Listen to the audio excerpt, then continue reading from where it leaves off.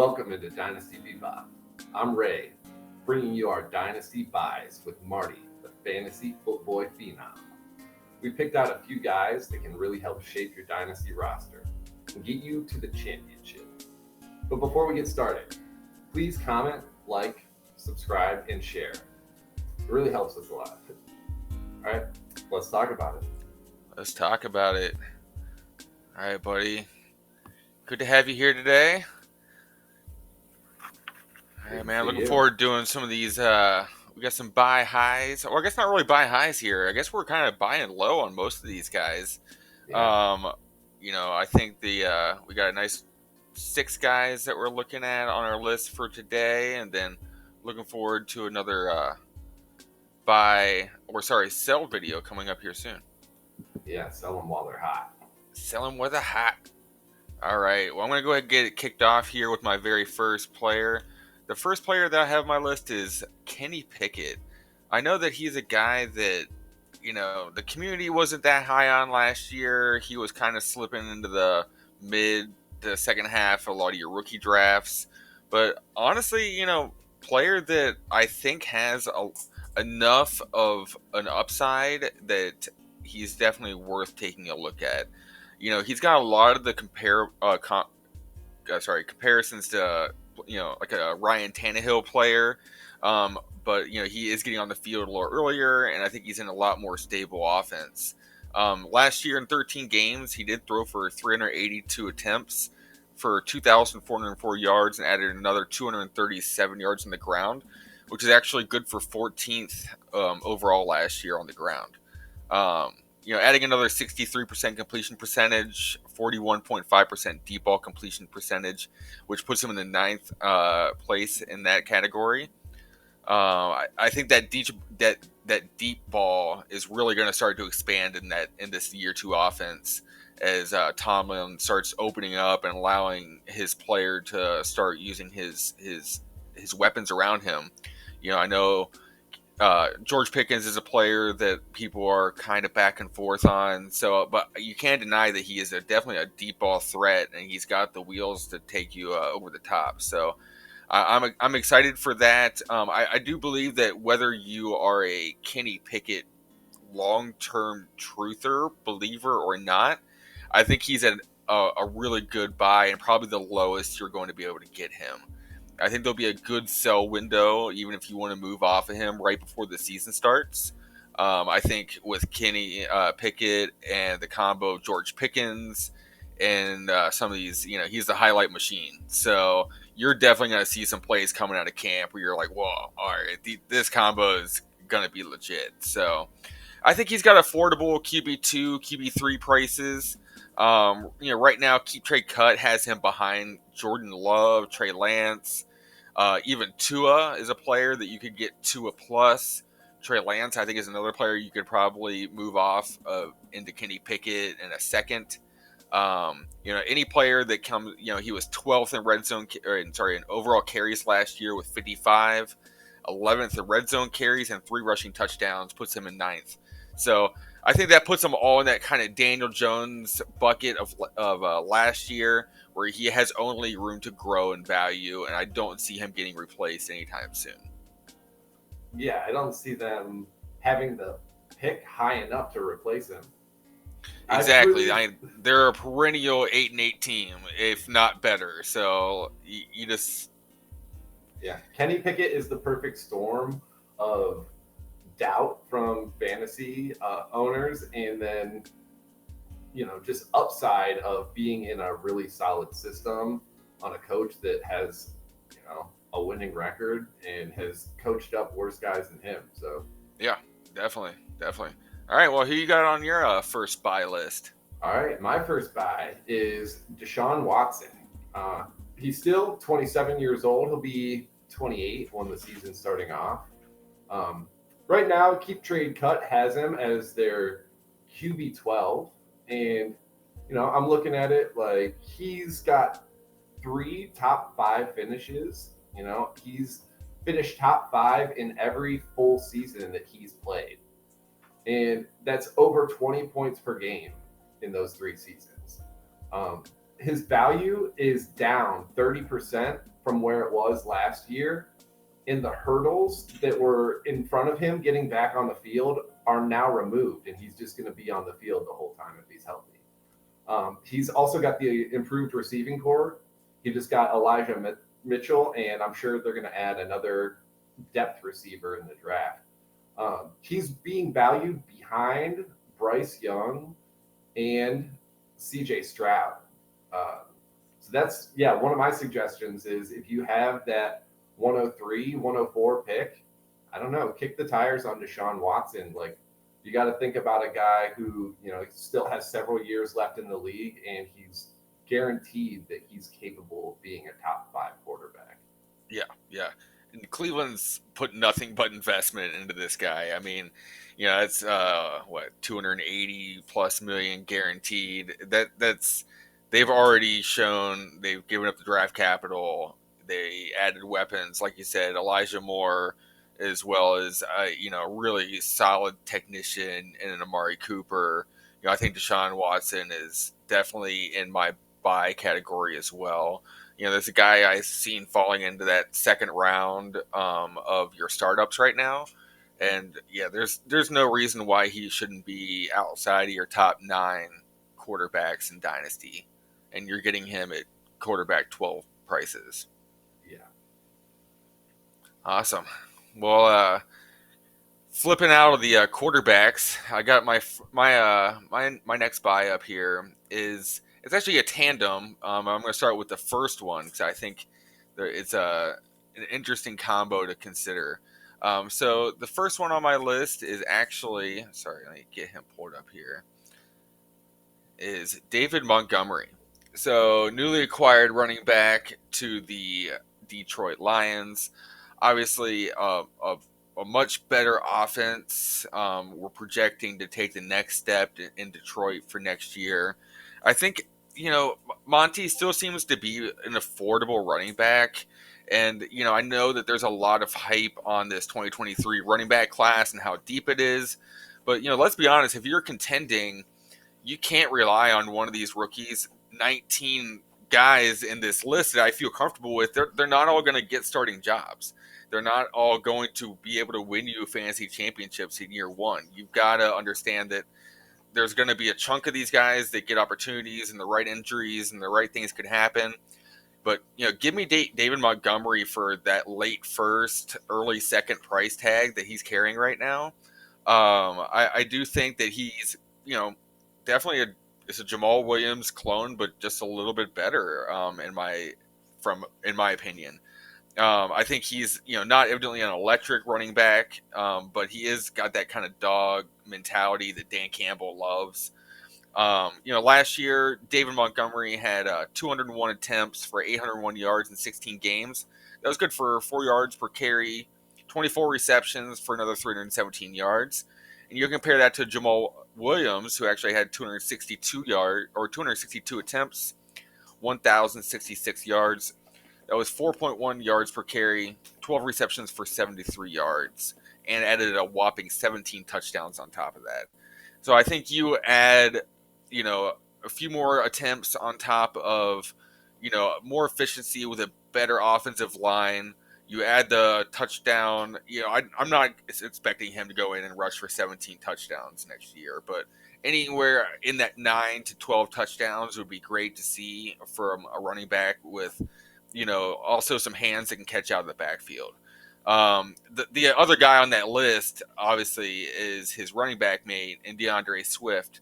I know that he is a player that, man, has taken quite the dynasty hit over the past few months, and it's a shame. He's a guy I really liked coming out of the draft in 2020. He was probably my favorite prospect of that receiving upside. He has not only just has the hands, but has the route running ability out of the backfield. But I do think that they do have a new running back coach in Scotty Montgomery. He did come from Indianapolis. So he could see Swift as a different player once he gets into camp and sees his skill set. We could see a very similar split to what he had last year. in that 45% split with Jamal Williams. But I do think the elite efficiency in the past, gives you the idea of maybe like a Chubb Hunt type backfield where they, are going to have big running lanes with that great offensive line, which is going to start opening up some of the receiving game.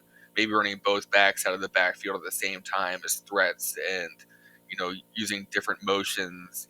And I just think that the opportunity is there. Swift was 1.13 fantasy points per opportunity last year, which is third amongst all running backs. I love the efficiency of a guy like that. So I'm still buying in a DeAndre Swift. I feel like there's probably a lot of panicked owners. You probably look in that 202, 205 range. And I'm 100% okay playing anything in this with a 2 in front of it for a DeAndre Swift. Oh yeah, if somebody wants Tajay Spears instead of DeAndre Swift, I'll give them that all day. Yeah. Any of these guys, really, like maybe Zach Charbonnet, you're valuing a little bit higher if he gets a premium landing spot, but most of these guys, is right in that range where if you could get Swift for somebody who thinks they can pick out higher upside, do it. Yeah, you're praying for a high efficiency split back in an ascending offense. Like that is DeAndre Swift. Like you already have it. I think outside of Bijan and possibly, obviously the Gibbs is going to come in with a lot more cachet. Same with Charbonnet, but I could argue that I would take DeAndre Swift over any of the other running backs in this class. Yeah, he's right there. I can see Gibbs having a similar career arc to Swift and it not being that surprising. Yeah, you're gonna probably want to get out on him within the first couple years. Yeah. Cool. All right. So who's your running back that you got on your list? My running back that I got on my list is somebody that I really liked in 2021, and I took as the top running back off the board that year. It's Najee Harris. He's still 25 years old, and right now on Keep Trade Cut, he's the RB13. And that's down from last year. He was going as RB2 right behind Jonathan Taylor. So that's a significant discount, if you ask me. So his fantasy points did go down. They were 13.2 points per game in 2022, while he had 17.7 points per game in 2021. So I think we will see this next year him kind of return to somewhere in the middle, maybe not fully up to the 17 points a game that he had, but he'll still be healthier and in a better offense than he was. Yeah, he's 6'1" and 232, so his BMI is over 30, and he's one of the few backs left in the league that can just handle that 3-down workload. And Jalen Warren behind him is real nice, but he's not threatening him at all. And so right now, Najee's valued around the pick 109. So if you're asking me, do I want Quentin Johnston or Najee Harris? Do I want Zach Charbonnet or do I want Najee Harris? I think in both those cases, I think Harris is a lot safer of an asset, and he's also behind Eckler and Pollard.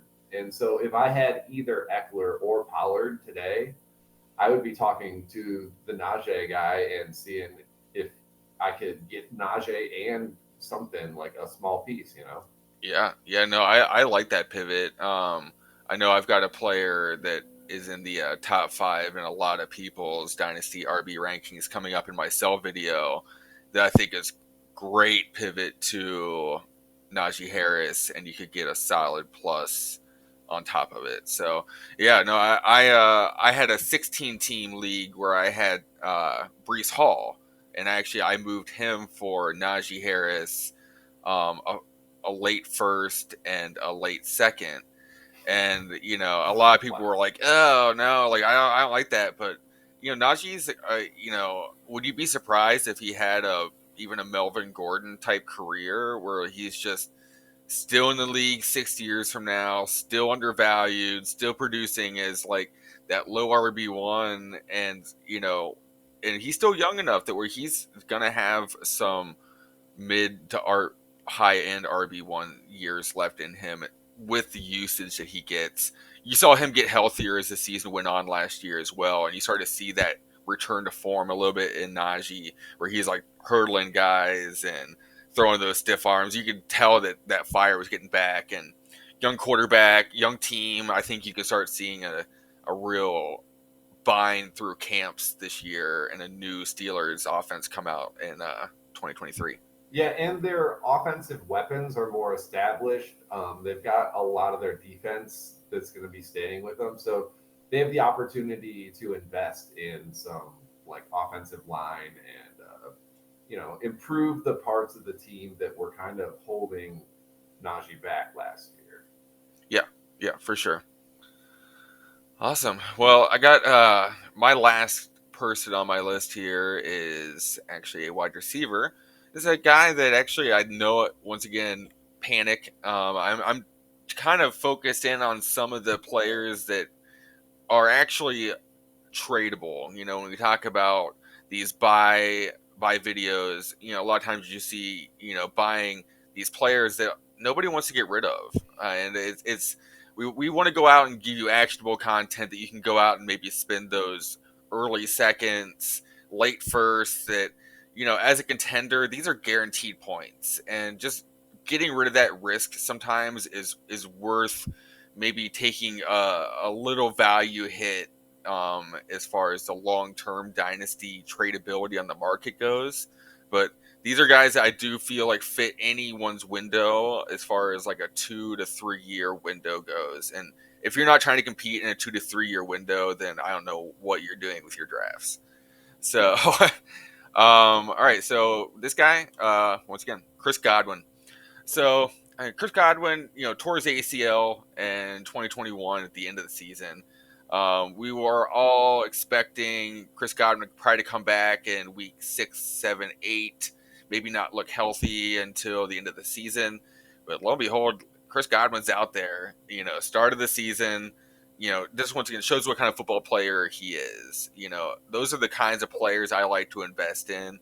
Guys I know that have longevity in the league because of their desire to play the game. So he did still even finish with that kind of slow start last year with 142 targets, 104 catches, once again over 1,000 yards, and only had 3 touchdowns.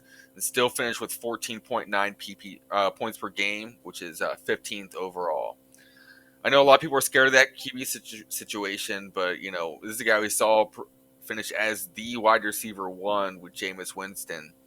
So I'm not really scared of who his quarterback is. He is your quarterback's best friend. He's your safety blanket. He finds the holes in the zone.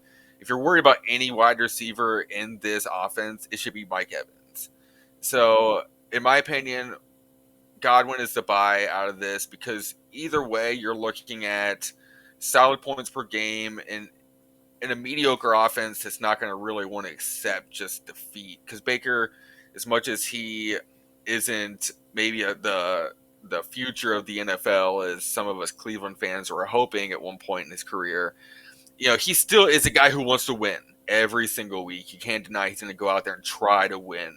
And that doesn't get you the first overall pick when you bring in a Baker Mayfield. So unless they transition to Kyle Trask very quickly, if that happens, they're also probably looking to move Chris Godwin and Mike Evans before the trade deadline. That puts Godwin in a better offense, a better situation. Once again, I don't think it matters who Godwin's going into. Big slots like him, he just turned 27 years old. I think he's a little younger than a lot of people even expect. He's younger than your Amari Coopers and even your Terry McLaurin's, who you're expecting to be a little younger than he is because he's produced so long in the league. Once again, I think he's a guy you're with the concerns in Tom Brady's official retirement.